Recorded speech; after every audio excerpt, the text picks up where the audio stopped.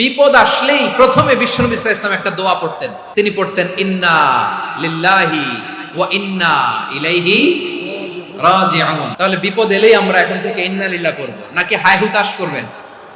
একদল আছে হায় হুতাশ করে, হায় আল্লাহ রে মোর কি হইল রে, মই কি হরমু রে, মই কমবে যামু রে, এরকম বিলাপ করতে নিষেধ করেছেন বিশ্বনবী। কি করব, কই যাব, কি হবে, হায় হায়, এরকম হাহুতাশ আছে না? নাই। বিশ্বাসীরা হাহুতাশ করে না, তারা ইন্না লিল্লাহ পড়ে। তারপরে বিশ্বনবী পড়তেন আল্লাহুম্মা আজুরনি ফি মুসিবাতি ওয়াখলুফ লি খায়রাম মিনহা।